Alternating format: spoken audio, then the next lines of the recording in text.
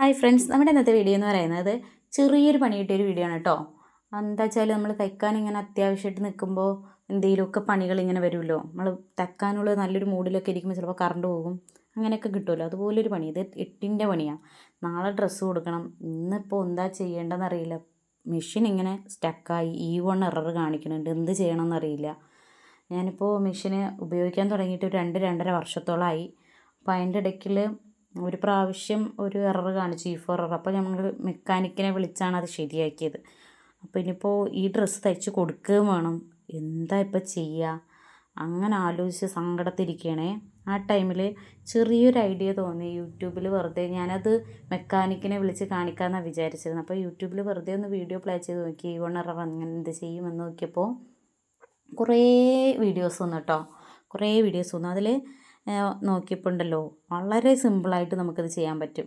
ഒരു screw driver നമ്മുടെ മെഷീനോടൊപ്പം attached നമുക്ക് കിട്ടുന്ന ഒരു സ്ക്രൂ ഡ്രൈവർ മാത്രം മതി നമ്മുടെ ആ ഒരു E1 എറർ മാറ്റാനായിട്ട്.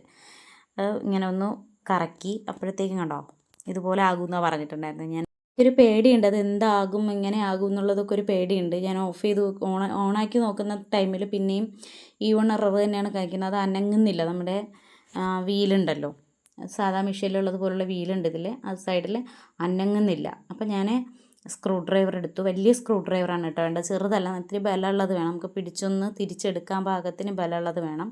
ഒന്ന് ബലം പിടിച്ചതൊന്ന് തിരിച്ച് ബാക്കിലോട്ടാണ്, ഓപ്പോസിറ്റ് സൈഡിലേക്കാണ് നമ്മൾ ഒറ്റ കറക്ക് വന്നിട്ട്, അല്ലെങ്കിൽ ചിലപ്പോൾ അത് ഊരിപ്പോരും, അങ്ങനെയുണ്ട്. അതുകൊണ്ട് നമ്മൾ ഒന്നങ്ങോട്ട് തിരിച്ചു കൊടുക്കുമ്പോഴത്തേക്കും പിന്നെ ഓട്ടോമാറ്റിക്കലി കറങ്ങി വരും. പിന്നെ നമ്മളതിനെ ഒന്ന് നോക്കുക, സൂചിയൊക്കെ കറക്റ്റായിട്ട് വർക്ക് ആകണുണ്ടോ എന്ന് നോക്കുക. എൻ്റേത് വർക്കായി. ആ ടൈമിൽ കണ്ടോ അത് അനങ്ങാതിരുന്നതായിരുന്നു കേട്ടോ.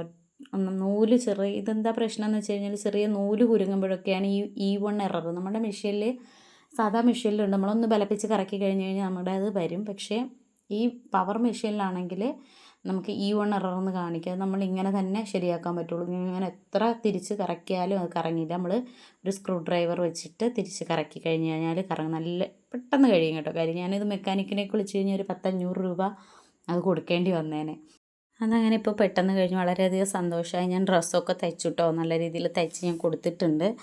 നമ്മുടെ വീഡിയോ കുറച്ച് പേർക്കെങ്കിലും ഉപകാരപ്രദമാകുമെന്ന് വിചാരിക്കുന്നു.